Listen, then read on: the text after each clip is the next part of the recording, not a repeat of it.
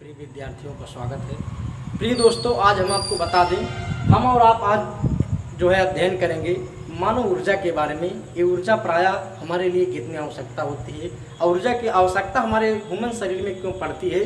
प्रिय छात्रों, हम आज आपको बता दें, ऊर्जा जो होती है प्रायः दो प्रकार की होती है। एक ऊर्जा हम और आप पढ़ते हैं विद्युत ऊर्जा के नाम से जानी जाती है। दूसरी ऊर्जा जो होती है मनुष्य के अंदर होती है, जिसे हम लोग क्या कहते हैं, ह्यूमन एनर्जी कहते हैं। पहले हम आपको विद्युत ऊर्जा के बारे में बता देते हैं। विद्युत ऊर्जा होती क्या है? विद्युत ऊर्जा वह ऊर्जा होती है जो प्रायः किसी इलेक्ट्रॉनिक चीज़ों पर उसका प्रयोग किया जाता है, शक्ति प्रदान कराई जाती है, उसे हम लोग विद्युत ऊर्जा कहते हैं। जैसे ऊर्जा को हम लोग कैसे देखते हैं, ऊर्जा को कैसे जानेंगे कि विद्युत ऊर्जा है। विद्युत ऊर्जा को देखने के लिए हम लोग क्या करते हैं, कोई बैटरी लेते हैं, बैटरी में उसको चार्ज कर जब उस विद्युत ऊर्जा जो उसमें एक प्रकार का रूपांतरित कर देते हैं, एक जगह पर रोक कर रखते हैं, उसी सेल के द्वारा हम बहुत से इलेक्ट्रॉनिक चीज़ों का प्रयोग करके उसको वाहन के रूप में चला लेते हैं। तो उस ऊर्जा जो बैटरी की ऊर्जा रहती है, उस ऊर्जा को जब हम बैटरी के रूप में यूज करते हैं और कहीं पर लगा कर शिफ्ट कर देते, ई रिक्शा हो गया या कोई यंत्र हो गए, बल्ब हो गया, एलईडी बल्ब हो गया, कोई भी चीज़ अगर आप उस बैटरी से चला रहे हैं तो उसमें हमने जितना ऊर्जा स्टोर किया था, उस स्टोर की गई ऊर्जा और शक्ति से हमने क्या किया, उस बल्ब का जो है जलना चालू किया, ई रिक्शा का चालन चालू किया। या आप देख ही रहे हैं कि पूर्ण गति से सेल से कितनी उपयोगिताएं चल रही हैं, पूरे एलईडी टीवी चल जाती है। बहुत से उपकरण जो इलेक्ट्रॉनिक वेव के हैं, सारी की सारी चीज़ें क्या होती है, एक प्रकार के उस विद्युत ऊर्जा पर निर्भर है। बहुत बड़ा उद्देश्य में बहुत बड़ी चीज़ें आपको मैं बता रहा हूँ। जैसे हमारे और आपके पास मोबाइल होता है, मोबाइल जैसे हमारे और आपके पास है, तब तक उसको नहीं हम यूज कर सकते जब तक उसके अंदर कोई शक्ति या कोई ऊर्जा का प्रवाह नहीं रहता है। प्रिय दोस्तों, तो मैं आपको बताता हूँ, जैसे हम और आप मोबाइल जो लिए रहते हैं, जब उसको चार्ज पे सर्किट में लगाते हैं, लगाने के बाद जो ऊर्जा एक प्रकार इंजेक्ट करता है, एक प्रकार जब वहाँ पर ऊर्जा के घुस कर उसमें क्या करेगा, बैठेगा, यानी कि इकट्ठा होगा, एकत्र होगा। एकत्र होने के बाद हम उसे देखते हैं कि कितना पूर्ण रूप से इसमें ऊर्जा आ गया है। जैसे ही वह ऊर्जा आ जाता है, उस ऊर्जा को हम लोग क्या कहते हैं, धीरे धीरे यूज करना चालू करते हैं। लास्ट में एक दिन ऐसा भी आता है वह ऊर्जा खत्म हो जाती है, यानी कि ऊर्जा की पूर्ति भी उस मोबाइल में हुआ और ऊर्जा की खत्मी भी उसी मोबाइल में हुआ। तो ऊर्जा से जो भी स्रोत हमें और आपके हैं वो पूर्ण रूप से कई स्रोतों में प्राप्त किए जाते हैं। जैसे हम लोग क्या कहते हैं, सोलर पैनल लगा लेते हैं। सोलर पैनल भी एक प्रकार का ऊर्जा का ही कार्य करता है। जैसे धूप की किरणें निकलती हैं, सूर्य की किरणें जैसे निकलेंगी उसके ऊपर पड़ती हैं, पड़ने के बाद प्रिय छात्रों वो क्या करता है, ऊर्जा को एकत्र करता है। एकत्र करने के बाद वो बैटरी में स्टोर कर देगा। जब बैटरी में स्टोर कर देगा तो वही ऊर्जा से हम लोग क्या करते हैं, दैनिक जीवन में उसका उपयोग करते हैं। एक प्रकार की शक्ति और ऊर्जा वह भी कहलाती है जो हम लोग दैनिक जीवन में उपयोग करते हैं। अब बात आती है ह्यूमन न्यूट्रिशन, ह्यूमन एनर्जी के बारे में। जो ह्यूमन एनर्जी है, प्रिय दोस्तों, हम आपको बता दें, मानव ऊर्जा यानी कि ह्यूमन एनर्जी जो है, ये मनुष्य के लिए ऊर्जा का कार्य करती है। तो मनुष्य के लिए जो ऊर्जा का कार्य करती है, बहुत से पोषक तत्व हैं। इंसान जब उसे ग्रहण करता है, होमो सेपियंस प्राणी जब उसे ग्रहण करता है, मानव जब उसे ग्रहण करता है, तो प्रिय दोस्तों, मानव के अंदर एक प्रकार का प्रवाह होता है। प्रवाह होने के बाद वह एनर्जी में कार्य करता है, एनर्जी में बदल जाता है। उसके अंदर एक बल का प्रवाह होता है और जैसे उसके अंदर शक्ति के प्रदान होता है, वह अपनी शक्ति कहीं ना कहीं यूज करता है। जब शक्ति को यूज करेगा तो प्राय दो प्रकार में करेगा। पहला प्रकार का है ऐच्छिक क्रिया, दूसरा क्या है, अनैच्छिक क्रिया है। जब भी व्यक्ति कोई ऐच्छिक क्रिया करना चाहता है तो वह पूर्ण रूप से जो भी क्रिया करेगा, जैसे दौड़ना हो गया, उसके बाद क्या किया, कोई बल लगाना हो गया, कोई श्रमिक मजदूर कार्य कर रहा है, या कोई व्यक्ति कोई विशेष कार्य में लगा हो, कोई व्यक्ति हम और आप भोजन करते हैं जिसमें भी ऊर्जा लगता है, हमारे और आपके हाथ पैर चलते रहते हैं, ये सभी दिमाग अगर कोई आप यूज करें, दिमाग भी चल रहे हैं। हमारे और आपके जितना दैनिक जीवन में जागते हुए किया जाए, यानी कि हमारे और आपके जान में किया जाए जो क्रियाएं, वह पूर्ण रूप से क्या होती हैं, ऐच्छिक क्रिया होती है। यानी कि अपने आप से जो क्रिया किया जाए, उन सभी क्रिया में जो शक्ति का प्रदान होता है, शक्ति खर्च होता है, शक्ति हमें जो आता है, वो हमारा क्या कहलाता है, ऊर्जा कहलाता है। दूसरा प्रकार अनैच्छिक क्रिया। अनैच्छिक क्रिया वह क्रिया होती है जो इंसान ना चाहे और अपने आप ही हो जाए, वो सब क्या कहलाती है, अनैच्छिक क्रिया कहलाती है। जैसे इंसान सोता है, सोते में क्या करेगा, उसका श्वसन क्रिया ऐसे ऐसे करता रहेगा, ये सब क्या है, अनैच्छिक क्रिया। पलक का झपकना वैसे बार बार ऐसे झपका रहा हो, ये सब क्या है, अनैच्छिक क्रिया। अचानक हम कहीं जा रहे हो, अचानक रास्ते में देख रहे हैं, कोई अचानक सांप आ जाता है, जैसे ही सांप आता है हम अचानक से इसे चौंक कर भागते हैं, तो वह सब क्या है, अनैच्छिक क्रिया। इन सभी क्रियाओं को करने के लिए जिस शक्ति की आवश्यकता पड़ती है उसको हम लोग क्या कहते हैं, ह्यूमन एनर्जी कहते हैं। तो प्रिय दोस्तों, ह्यूमन एनर्जी जो है उसे हमें और आपको कैसे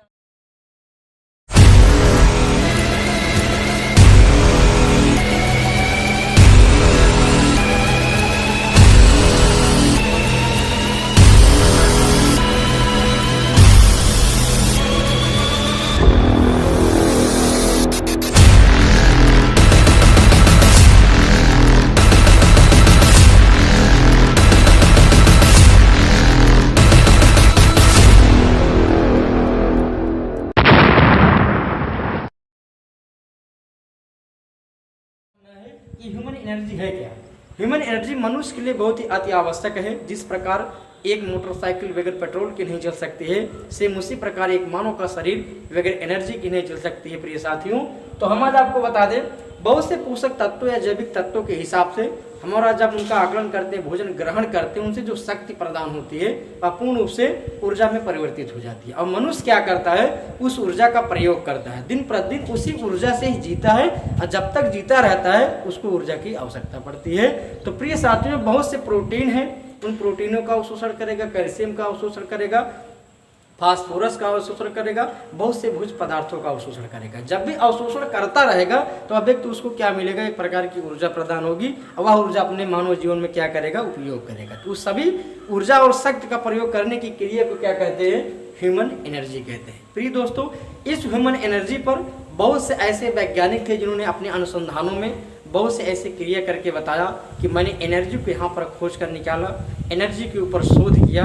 आज हम लोग उन्हीं के बारे में जानेंगे। तो चलिए स्टार्ट करते हैं, कितने वैज्ञानिक, कितने महोदय जी ने एनर्जी के ऊपर शोध करके अपना मत दिया है। तो चलिए वीडियो को शुरू करते हैं।